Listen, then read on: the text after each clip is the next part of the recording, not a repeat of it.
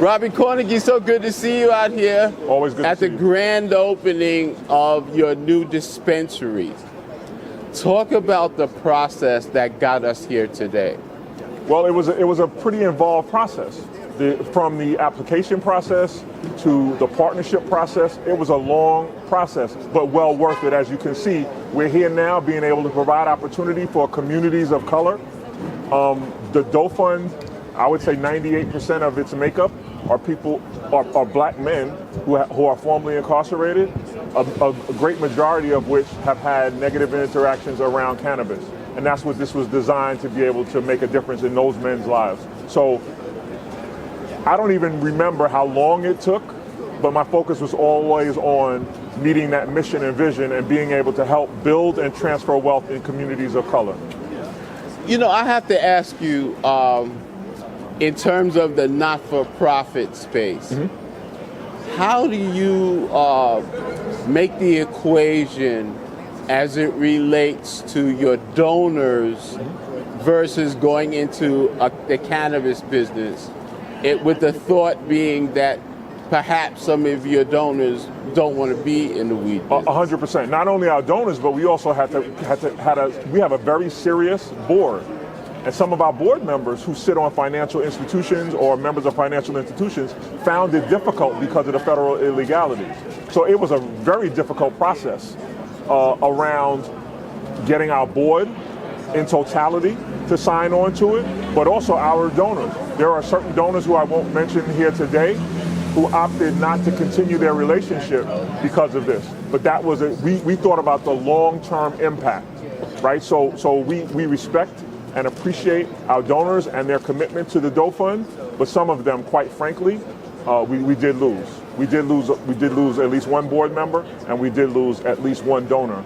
So now you think this particular business model will offset the contributions that you would have normally received from your donors? That's funny because that is a real business decision. But yes, we believe that there's way more people in the social equity lane who will come on board because we made that very tough decision.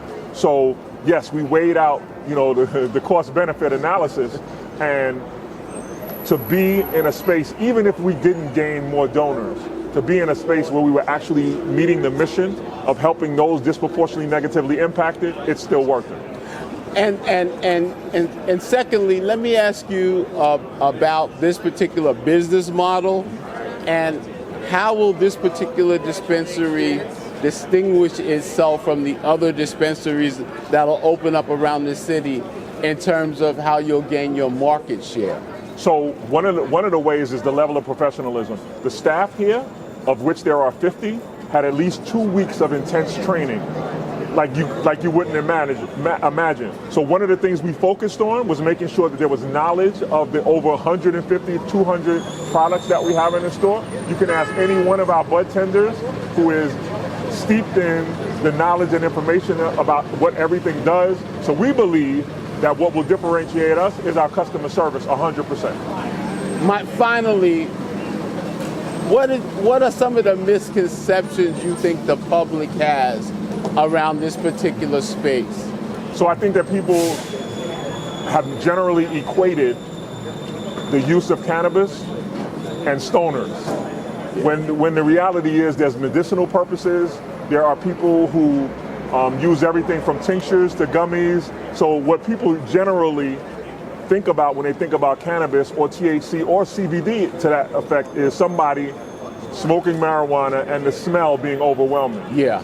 We don't have 150 different strains of flower, but we have so many other products that are used. We have drinks, we have gummies, we have tinctures, we have lotions. So there are so many different uses, and I think if I could say anything to the general public, it would be that this is a well-used product. It's $1 billion industry.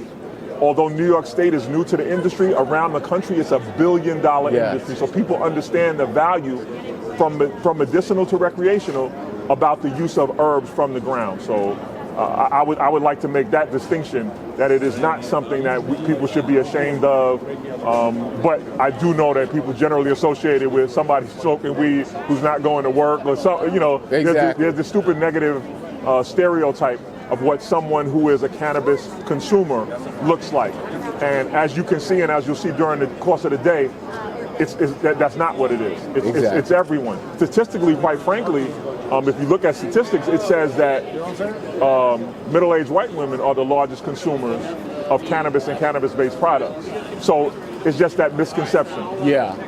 Robert Carnegie, thank you so very much for your time. Congratulations on this new dispensary, and I wish you all the luck. Thank you. It's always good to see you.